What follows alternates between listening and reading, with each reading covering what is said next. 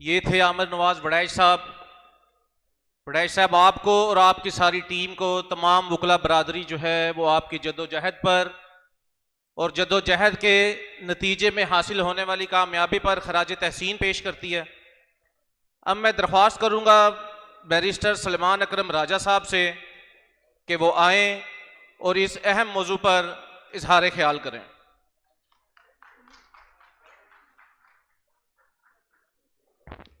بسم اللہ الرحمن الرحیم۔ مورو کے شہداء کو سلام پیش کرتا ہوں۔ ہمارے سندھ، بلوچستان، خیبر پختونخوا، اسلام آباد سے آئے دوستوں کو سلام پیش کرتا ہوں۔ لاہور بار کے اکابرین کو سلام پیش کرتا ہوں۔ پنڈال میں اسٹیج پہ بیٹھے تمام دوستوں کو سلام پیش کرتا ہوں۔ میری گزارش یہ ہے آپ سے، یہ ایک وکلاء کا اجتماع ہے۔ وکلاء پر ہر معاشرہ اور بالخصوص ہمارا معاشرہ ایک بھاری ذمہ داری ڈالتا ہے۔ یہ ذمہ داری یہ ہے کہ ہم اپنے لوگوں کو، اپنے عوام کو، اپنی قوم کو بتاتے رہیں، تنبیہ کرتے رہیں، بشارت دیتے رہیں کہ ان کے حقوق کیا ہیں اور ان کے حقوق پر ڈاکہ کیسے ڈالا جا رہا ہے۔ اس وقت صورتحال یہ ہے کہ پاکستان کے عوام کو محکوم بنا دیا گیا ہے۔ جو ڈاکہ پاکستان کے الیکشن پر پڑا 8 فروری 2024 کو، اس کے بعد سے ہم سب ایک محکوم لوگ ہیں۔ ہمارے اوپر ایک جھوٹ اور فریب پر مبنی نظام مسلط کر دیا گیا ہے، اور اس نظام کے نتیجے میں جو کچھ بھی سامنے آ رہا ہے وہ مزید ہماری آزادیوں کو سلب کر رہا ہے۔ ہم پر مزید جھوٹ مسلط کیے جا رہے ہیں، اور 26ویں آئینی ترمیم اسی جھوٹ کے نظام کا ایک شاخسانہ ہے۔ ہمارا یہ فرض بنتا ہے کہ ہم پورے معاشرے کو سمجھائیں کہ اس 26ویں آئینی ترمیم نے کیا کیا ہے ہمارے ساتھ۔ جو الیکشن لوٹا گیا، اس کے بعد اس لوٹ کو چھپانے کے لیے ہمارے عدالتی نظام پر حملہ کیا گیا۔ یہ بات بالکل واضح تھی کہ اگر عدالت آزاد ہوتی، عدالتی نظام آزاد ہوتا، تو جو الیکشن کو لوٹا گیا تھا وہ لوٹ سامنے آ جاتی، ہماری الیکشن پٹیشنیں کامیاب ہو جاتی، ملک میں ایک بار پھر حقیقی نمائندے جو ہیں وہ پارلیمان میں آ کر بیٹھ جاتے، اور ملک میں سچائی پر مبنی، جمہوریت پر مبنی نظام قائم ہو جاتا۔ لیکن جن لوگوں نے الیکشن پر ڈاکہ ڈالا 8 فروری 2024 کو، انہیں یہ قبول نہیں ہے۔ انہیں قبول نہیں ہے کہ اس ملک میں جمہوریت ہو۔ یہ روش کوئی نئی نہیں ہے، 78 سال سے اس ملک میں یہی ہو رہا ہے۔ جمہوریت پر شب خون مارا جاتا ہے۔ تو جو شب خون 8 فروری 2024 کو مارا گیا، اس کو دوام بخشنے کے لیے، اس واردات کو چھپانے کے لیے یہ ضروری تھا کہ عدلیہ پر حملہ کیا جائے۔ آپ کے سامنے رہے کہ 8 فروری 2024 کے بعد عدلیہ میں کچھ نہ کچھ حرارت موجود تھی۔ عدلیہ نے کچھ نہ کچھ فیصلے ایسے ضرور دیے جس سے طالع آزماؤں کے، مقتدرہ کے جو عزائم تھے ان کو دشواری پیش آئی۔ اور 2 بڑے فیصلے ہیں جو ہمارے سامنے آتے ہیں۔ ایک فیصلہ نومبر 2023 کا، جس میں سپریم کورٹ نے یہ کہا، ایک 5 رکنی بینچ نے، کہ سویلین کی ٹرائل فوجی عدالت نہیں کر سکتی۔ آپ کسی سویلین کو پکڑ کر ایک کرنل صاحب کے سامنے ایک بند کمرے میں پیش نہیں کر سکتے کہ اس کی سزا جزا کا فیصلہ وہ کرنل صاحب بوٹ میں، وردی میں بیٹھ کر کریں۔ یہ ممکن نہیں ہے۔ ہمارا آئینی نظام یہ تقاضا کرتا ہے، اور میں تھوڑی گفتگو آئینی اور وکیلانہ کرنا چاہوں گا آج، تاکہ ہم جا کر پورے معاشرے کو بتا سکیں کہ ہوا کیا ہے۔ ہمارا آئین یہ کہتا ہے کہ آرٹیکل 175(3) کے تحت یہ ممکن نہیں ہے کہ کوئی ایسی عدالت قائم کی جائے جس میں بیٹھنے والا جج انتظامیہ کا ممبر ہو، انتظامیہ سے اس کو لیا جائے۔ انتظامیہ میں اور عدلیہ میں ایک خلیج قائم کر دی گئی ہے۔ عدلیہ کی آزادی اس بات پر مبنی ہے کہ عدلیہ کے جو جج ہیں وہ انتظامیہ کا حصہ نہ ہوں۔ ایک زمانہ تھا کہ ڈپٹی کمشنر عدالت لگاتا تھا، کمشنر عدالت لگاتا تھا، فوجداری مقدمات بھی سنے جاتے تھے۔ تو آئین نے یہ کہا، آرٹیکل 175(3) نے، پلیز بھائی، 175(3) نے یہ کہا جو 1987 میں نافذ العمل ہوا. 1973 کے آئین میں لکھ دیا گیا تھا کہ آرٹیکل 175(3) کا نفاذ آئندہ ہوگا. اس مدت کو بڑھایا گیا اور بالآخر 175(3) کا نفاذ 1987 میں ہوا. اسی کے بعد ہمارے مارکۃ الآراء مقدمے ہوئے، بڑے بڑے فیصلے آئے. سپریم کورٹ کا شرف فریدی کیس ہے جو سندھ ہائی کورٹ سے شروع ہوا اور پھر سپریم کورٹ تک پہنچا، جس میں یہ کہا گیا کہ کوئی ڈپٹی کمشنر، کوئی ایگزیکٹو میجسٹریٹ مقدمے نہیں سن سکتا. مقدمے صرف ایک آزاد عدلیہ سن سکتی ہے. اب یہ چیز اگر ہم سامنے رکھیں تو یہ واضح ہے کہ کرنل صاحب جو ایک ماتحت افسر ہیں ڈیفنس ڈویژن کے، وہ وزارت دفاع کے ایک ماتحت افسر ہیں، وہ کس طرح مقدمات سن سکتے ہیں؟ فوج کے اندر تو ایک نظام ہے، فوج کے اندرونی معاملات کے حوالے سے فوج جو مرضی کرے، لیکن ایک سویلین کو آپ پکڑ کے لے کے جاتے ہیں ایک کرنل صاحب کے سامنے ایک بند کمرے میں اور کہتے ہیں کہ اس کا مقدمہ اب تم سنو گے، اس کو سزا 2 سال دینی ہے، 10 سال دینی ہے، 14 سال دینی ہے، اس کا فیصلہ ایک کرنل صاحب کریں گے. اور یاد رہے کہ یہ نظام 1967 میں بنا.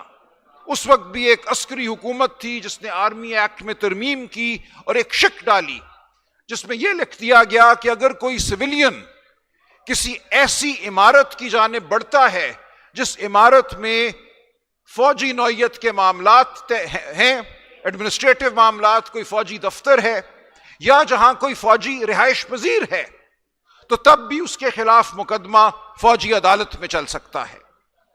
تو یہ بات ہمارے 1973 کے آئین کے بعد 1987 میں 175(3) کے آنے کے بعد مکمل طور پہ غیر آئینی ہو چکی ہے.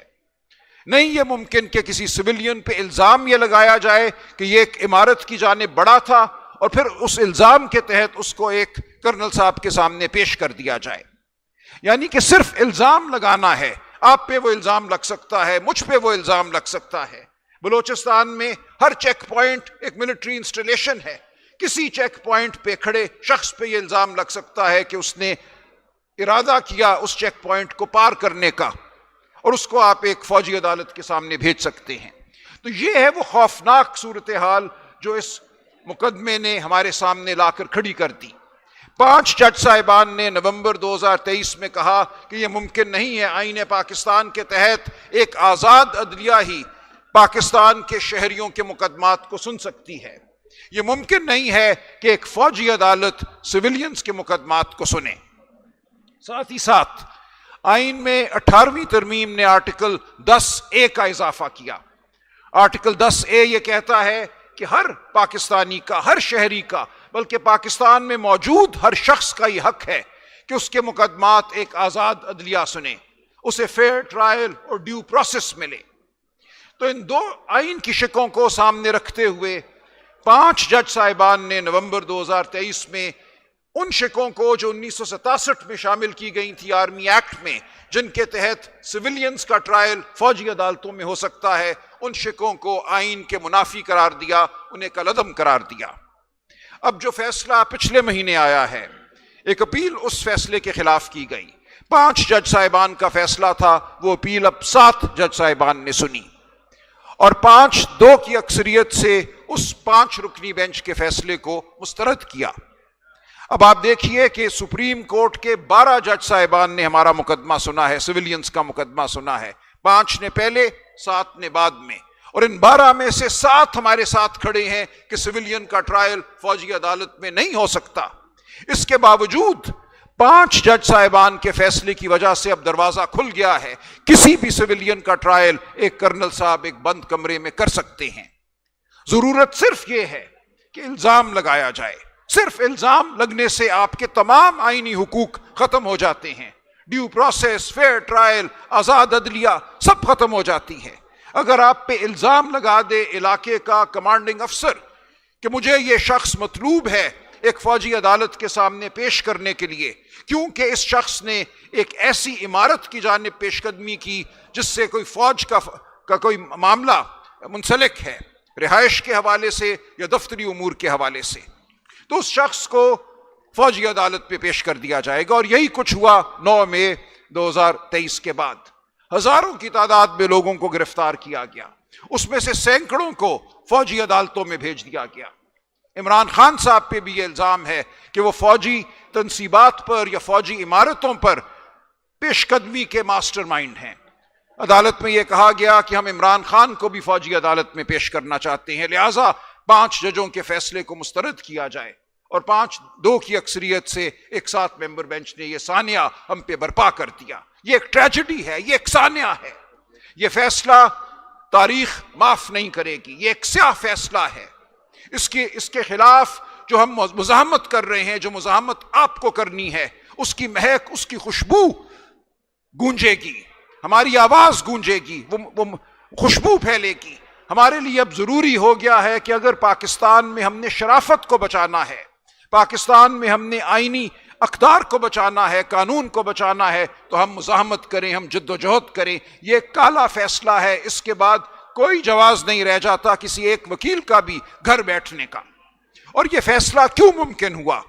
کیوں ان 5 جج صاحبان کے فیصلے کو 7 ججوں نے کانسٹیٹیوشنل بینچ، آئینی بینچ میں بیٹھ کر مسترد کیا؟ یہ صرف اور صرف 26ویں آئینی ترمیم کی وجہ سے ہوا۔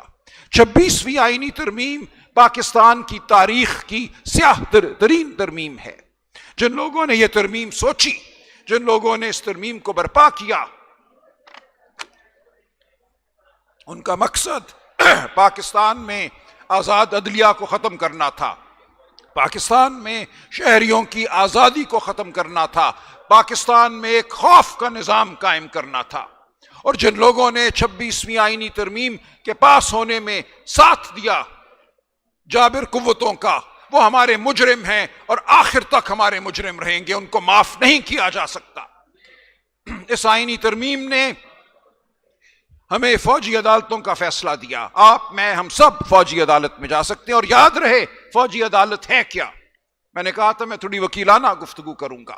فوجی عدالت میں جو جج ہیں وہ کرنل صاحب ہیں، ان کے ساتھ 2 میجر بھی بیٹھ جاتے ہیں۔ وہاں کوئی شہادت ایسی ریکارڈ نہیں کی جاتی جس کو وکیل باہر لے کر آ سکے اور اس پہ غور کر سکے۔ جو فیصلہ دیا جاتا ہے وہ گلٹی ناٹ گلٹی دیا جاتا ہے، کوئی ڈیٹیل ججمنٹ نہیں لکھی جاتی۔ اس فیصلے کے خلاف اپیل کہاں جاتی ہے؟ وہ آرمی چیف کے پاس اپیل جاتی ہے، اور اس کے بعد کوئی اور اپیل نہیں ہے۔ لہٰذا ایک ایسا نظام ہے جو ایک بند کمرہ ہے، یہ ایک تاریک کنواں ہے جس میں کسی کو بھی پھینکا جا سکتا ہے۔ تو یہ وہ بات ہے جو آپ نے پورے معاشرے کو بتانی ہے، سمجھانی ہے کہ ہمارے ساتھ کیا ہو چکا ہے، کیا سانیہ برپا ہو چکا ہے۔ اسی طرح دوسرا مقدمہ، دوسرا فیصلہ جس کو اوورٹرن کرنا، جس کو رد کرنا مقصود ہے، وہ مخصوص نشستوں کا معاملہ ہے۔ 8 فروری 2024 کو جو الیکشن پر حملہ ہوا، اس کے باوجود پاکستان تحریک انصاف پاکستان کی سب سے بڑی سیاسی جماعت بن کر پارلیمان میں ابھری۔ پاکستان کے عوام نے کروڑوں کی تعداد میں ووٹ ڈالا۔ ہمارے پاس ہمارا سمبل نہیں تھا، یہ پہلا الیکشن تھا جہاں ووٹر کینڈیڈیٹ کو ڈھونڈ رہا تھا، ہمیں ووٹر کے پاس نہیں جانا پڑا۔ اس عظیم الشان جمہوری جذبے کو تباہ کرنے کا ایک منصوبہ بنایا گیا، اور وہ یہ تھا کہ پہلے تو آپ نے ہمارے ممبران کو ناجائز فارم 47 کے ذریعے اسمبلی میں نہیں آنے دیا۔ جو لوگ لاکھ کی لیڈ سے جیتے ہوئے تھے، ان کے نتیجے تبدیل کیے گئے۔ پنجاب میں یہ ہوا، سندھ میں یہ ہوا، کراچی میں ہم 21 سیٹیں جیتے ہوئے تھے پی ٹی آئی، بلوچستان میں ہم نے بہت سیٹیں جیتی۔ ان تمام سیٹوں کو چھین کر ان کو دیا گیا جن کے پاس صرف 16 سیٹیں تھی پورے ملک میں، اور ان کی حکومت کو ہم پہ مسلط کیا گیا۔ جو بھی تھا، اس کے باوجود ہم پارلیمان میں گئے۔ ہم نے پارلیمان میں تقاضا کیا کہ جو سیٹیں آپ نے ہمیں دی ہیں ان کے تناسب سے خواتین اور جو غیر مسلموں کی مخصوص نشستیں ہیں وہ ہمیں دی جائیں۔ وہ الیکشن کمیشن نے ہمارا مطالبہ، پی ٹی آئی کا، پاکستان کے عوام کا مطالبہ، کیونکہ یاد رکھیے یہ سیٹیں پاکستان کے عوام کی سیٹیں ہیں، کسی ایک سیاسی جماعت کی سیٹیں نہیں ہیں، یہ مطالبہ رد کیا۔ ہم پشاور ہائی کورٹ گئے، وہاں بھی داد رسی نہ ہوئی۔ اس کے بعد ہم سپریم کورٹ آئے، وہاں ایک 13 رکنی بینچ نے ہمارا مقدمہ سنا اور 8-5 کی اکثریت سے یہ فیصلہ دیا کہ یہ جو 80 ممبران ہیں یہ پی ٹی آئی کے ممبران ہیں، ان کے تناسب سے ان کو خواتین کی اور غیر مسلموں کی نشستیں صوبائی اسمبلیوں میں بھی اور قومی اسمبلی میں بھی دی جائیں گی۔ اب اس فیصلے کے خلاف نظر ثانی کی درخواست ہے، اور یہ پہلی تاریخ کی نظر ثانی کی درخواست ہے جس میں فیصلہ لکھنے والے جج شامل نہیں ہیں بینچ میں۔ ایک نیا بینچ 26ویں آئینی ترمیم کے ذریعے ترتیب دیا گیا، وہی آئینی بینچ، اور اس آئینی بینچ میں جسٹس منصور علی شاہ شامل نہیں ہیں، جسٹس منیب اختر شامل نہیں ہیں، جسٹس اطہر من اللہ شامل نہیں ہیں۔ یہ وہ لوگ ہیں جنہوں نے فیصلہ لکھا تھا۔ ان کو باہر کرنے کا مقصد صرف اور صرف یہ ہے کہ اس فیصلے کو الٹایا جائے اور مخصوص نشستیں ہم سے چھین کر، پی ٹی آئی سے چھین کر، پاکستان کے عوام سے چھین کر ان لوگوں کو دی جائیں جنہوں نے در حقیقت 16 سیٹیں جیتی ہیں قومی اسمبلی میں۔ خیبر پختونخوا اسمبلی میں ایسی پارٹیاں ہیں جنہوں نے در حقیقت 3 سیٹیں جیتی ہیں، ان کو اب 10 مخصوص نشستیں مل جائیں گی۔ تو یہ ہے وہ سانحہ جس کے خلاف ہم لڑ رہے ہیں۔ بطور وکیل ہمیں یہ جزیات لوگوں کو بتانی ہیں، معاشرے کو بتانی ہیں۔ ہمارے بھائی وڑائچ صاحب نے کراچی سے کہا کہ کنفیوژن ہے لوگوں کے دماغ میں، لوگوں کے ذہن میں کہ 26ویں ترمیم ہے کیا۔ تو اس کنفیوژن کو ہم نے دور کرنا ہے۔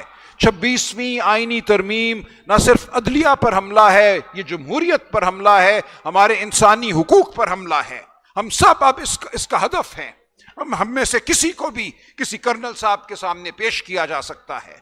تو یہ وہ گزارشات ہیں جو میں چاہتا ہوں کہ ہم بطور وکیل پورے معاشرے تک پہنچائیں، پورے معاشرے کو بتائیں کہ 26ویں آئینی ترمیم کوئی پی ٹی آئی کا یا عمران خان کا معاملہ نہیں ہے، یہ ہم میں سے ہر فرد کا معاملہ ہے۔ پی ٹی آئی ایک جنگ لڑ رہی ہے، لیکن یہ جنگ صرف پی ٹی آئی کی جنگ نہیں ہے، یہ عمران خان کی جنگ نہیں ہے، یہ پورے پاکستان کی جنگ ہے، یہ جمہوریت کی جنگ ہے۔ تو اس جنگ میں ہمیں شامل ہونا ہے، آپ کا پی ٹی آئی میں ہوں، آپ پی ٹی آئی میں نہ ہوں، بطور شہری، بطور وکیل آپ کو اس جنگ کا حصہ بننا ہے۔ تو میری آپ سے یہ مؤدبانہ گزارش ہے، یہ التجا ہے کہ جب تک ہم جمہوریت کے لیے قدم نہیں اٹھائیں گے، یک زبان نہیں ہوں گے، تو مورو جیسے سانے ہوتے رہیں گے۔ کیوں سندھ کے پانی کو چھیننے کی کسی کو جرت بھی ہوئی؟ کیوں یہ خیال آیا کہ 6 نہریں بنائی جا سکتی ہیں اور سندھ سے سندھ کا پانی چھینا جا سکتا ہے، سندھ دھرتی کو بنجر کیا جا سکتا ہے؟ یہ صرف اس لیے ہوا کہ مقتدر حلقے یہ سمجھتے ہیں کہ ان کے سامنے کوئی مزاحمت نہیں ہے، وہ جو چاہیں وہ کر سکتے ہیں، کیونکہ انہوں نے جمہوریت کو تو زیر کر لیا ہے، انہوں نے عدلیہ کو بھی زیر کر لیا ہے۔ اب ان کے سامنے کچھ بھی نہیں ہے۔ وہ سندھ کا پانی چھینیں، وہ لوگوں کو بلوچستان میں گمشدہ کر دیں، وہ پنجاب میں الیکشن لوٹ لیں، وہ خیبر پختونخوا کو لہو لہان کر دیں۔ تو یہ ہے اب ایک نظریہ جو اس ملک پر مسلط ہے، یہ جبر کا نظریہ ہے، یہ فسطائیت کا نظریہ ہے۔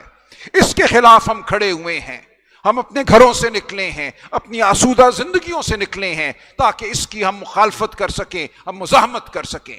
تو میں آپ سب کو دعوت دیتا ہوں کہ 26ویں آئینی ترمیم ہو یا سندھ کے پانی کا معاملہ ہو یا بلوچستان کے گمشدہ لوگوں کا معاملہ ہو یا دہشت گردی ہو، ڈرون حملے ہوں خیبر پختونخوا میں، ہمیں اس سب کے خلاف کھڑے ہونا ہے، ہمیں آگے بڑھنا ہے۔ وکلاء پر اب یہ فرض ہے کہ وہ ایک ایسی تحریک برپا کریں جو اس ملک کی تقدیر بدل دے۔ بہت شکریہ۔